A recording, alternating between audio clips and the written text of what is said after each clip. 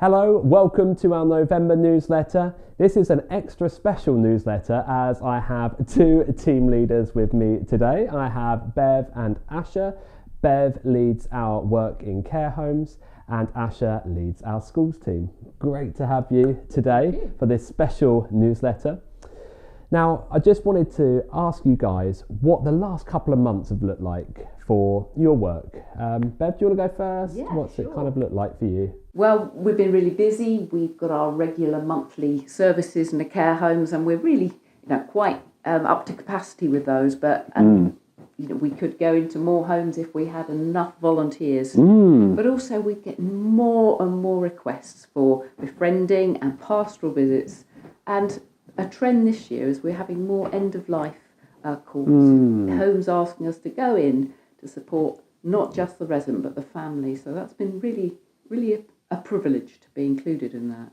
That's really exciting. I mean, it's an amazing privilege to be part of that and to be part of someone's journey, and sharing in that with the family as well. That's amazing. And Asha, what have you been up to the last couple of months? Yeah, so we started off this new school year in September, and we've been running big questions clubs, so allowing the children to ask all sorts of questions about life and faith and discovering out who God is for them. And we've also been running Youth Cafe at Newman, and also we've come on to running a reflection space at Newman for the sixth formers, trying to encourage them to take some time to rest in this busy period of their lives, getting ready for their A-levels and then maybe university as well. So you've been really busy then. Yeah, pretty busy.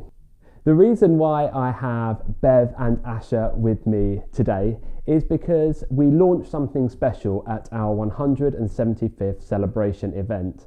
And that was the fact that we are changing the work that we do. The work in care homes will no longer be called care homes, and the work in schools will no longer be called schools. We are launching older people and children and young people. And so I just wanted to ask you guys what that means for your area of work, and how's that going to outwork itself as you go on. Well, for us in the care homes, we're really busy in the care homes, but we just realised that there are so many people who actually don't go into a care home. So many older people and middle-aged people maybe who don't have contact with a church, don't need a food bank. But actually there's such an opportunity. People need to hear about Christ. And we don't want to limit ourselves by just calling ourselves care homes, because there's so much potential. So we will need more help from churches to be able to meet the needs in the care homes, but we are really excited about the opportunities that there are to start new projects, new initiatives, work alongside churches with outreach they have. So yeah, it just opens up a whole new field. And so, yeah, essentially it's not ending the work that we do in care homes, but it's opening it up to more avenues. And that's similar with the schools as well, isn't it, Asha?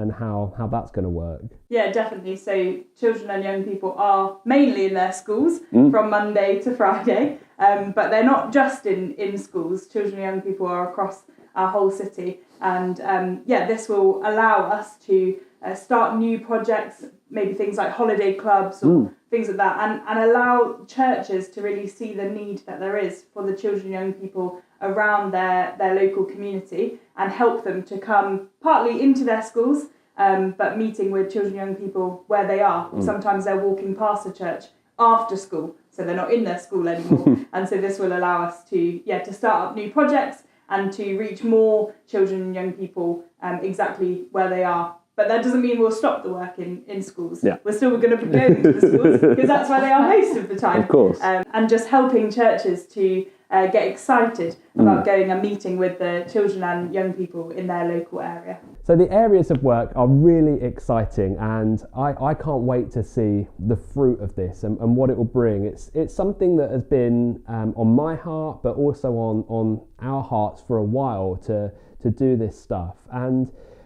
we were reminded even this morning, we're currently at Holland Road Baptist Church on a team day, of Isaiah 43.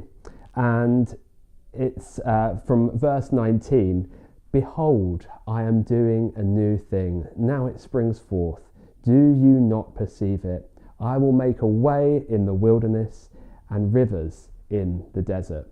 And we really feel that this is a call that God has on us as an organisation. As we move forward, we'll continue to see God's hand of blessing as we step out into these new areas and explore different possibilities of partnership.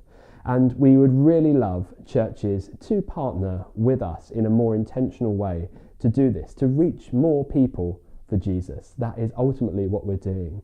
So that is our prayer, that we hope that you would join us in praying that more people would hear the gospel, would experience Jesus' love through just a simple act of changing our direction of what we're doing, of opening up opportunities for older people, more older people to hear the gospel, for more children and young people to hear the gospel.